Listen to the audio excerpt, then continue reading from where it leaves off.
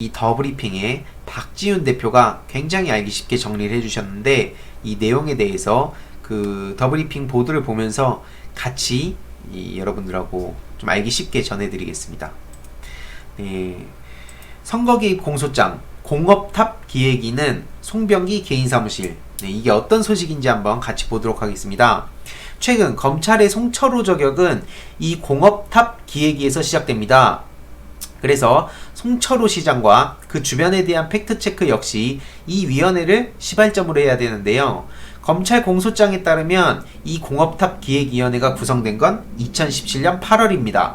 네, 당시 송철호 현 울산시장, 송병기 민주당 울산시당 정책위원장 C, 그 외 A, B, C가 포함이 되는데요.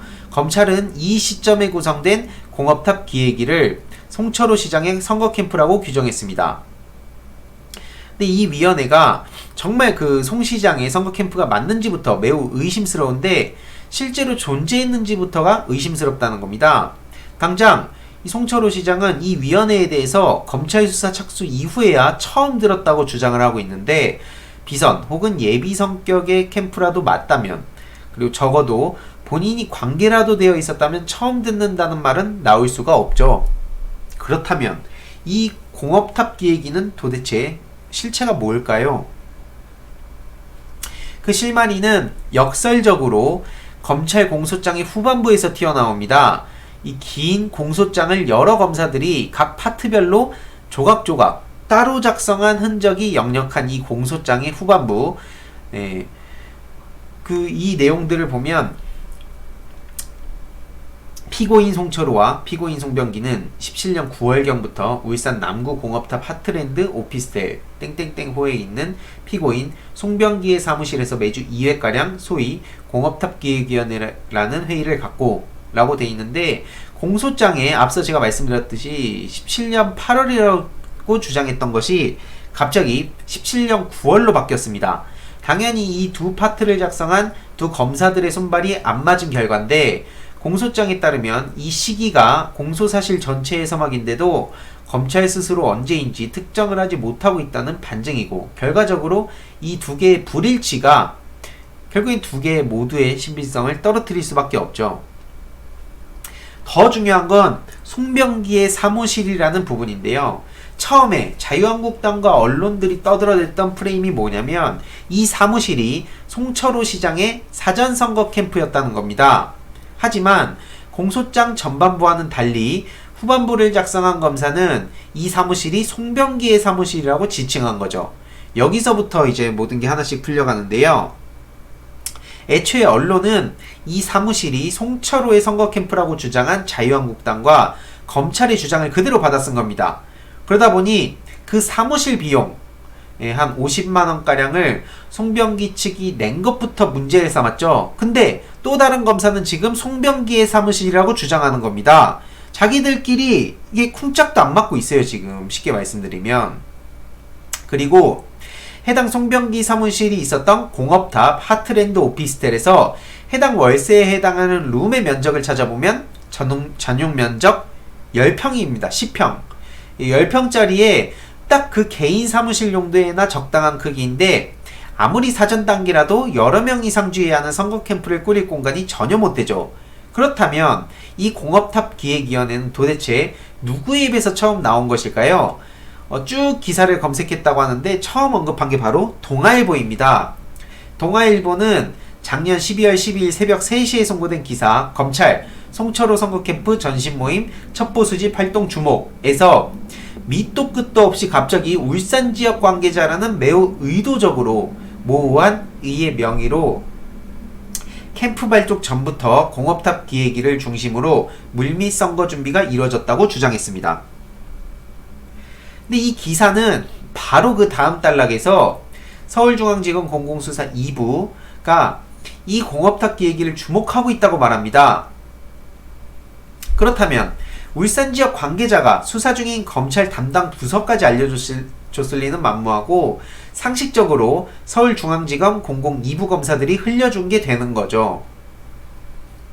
그 울산 지역 관계자는 검찰 소스를 숨기려는 매우 얄팍한 말장난에 불과한 겁니다.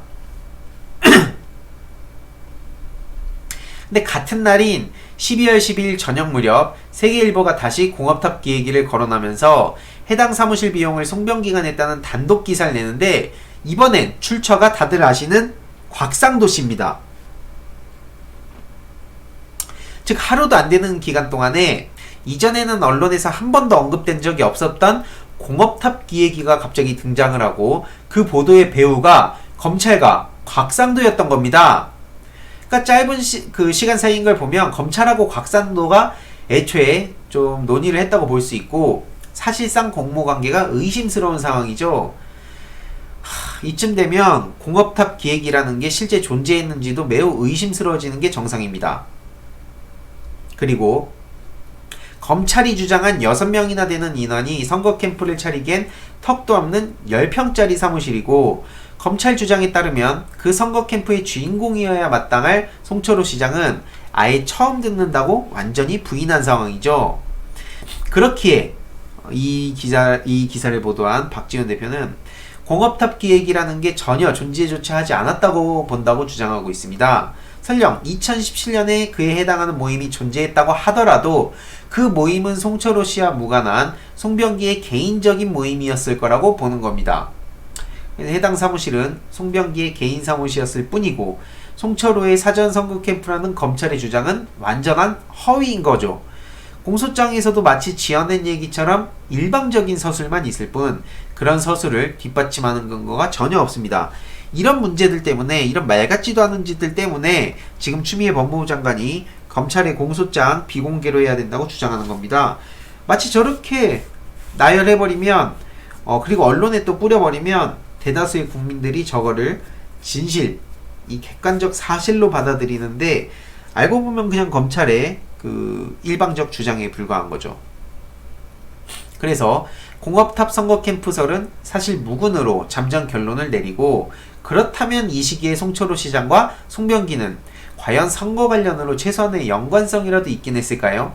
이 송 시장은 공업탑 기획의 존재를 부인하면서 울산에 대한 통계 등 전반적인 공부를 하는 모임을 몇 번 가진 적이 있다고 말한 바가 있습니다. 즉 몇 번 만난 적은 있다는 건데 그 당시 시점에서 함께 선거 캠프를 꾸렸다 어쩌고 하는 건 사실이 아니라는 거죠. 그런데 지방선거 국면이 2018년으로 넘어가기 전에 공소장에 따르면 17년도에 두 사람이 의미있게 엮인 적이 있습니다. 바로 언제냐면 17년 10월 11일에 두 사람이 함께 청와대 균형발전비서관실 선임행정관 장환석 씨를 만났다는 거죠. 이 장환석 씨도 함께 기소가 됐다고 하는데 검찰은 이 회동에 대해서 선거 관련해 청탁을 했다고 프레임을 만들었고 송철호와 송병기가 함께 청와대 인사를 만났다는 이 회동이 검찰이 주장하고 있는 공업탑 기획위원회라는 17년 선거 캠프설의 유일한 근거입니다.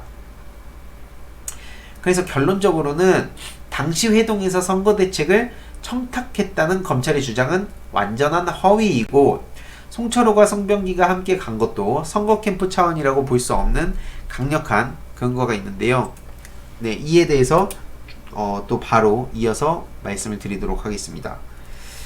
일단 결국에 요점을 정리를 해보면 그 선거 캠프라고 저렇게 검찰이 일방적으로 주장을 하니까 그러면 그냥 그게 일반적 그냥 진짜 객관적인 사실이 돼버린다는 게 정말 충격적이고 정말 무섭고 정말 황당한 소식인 거죠.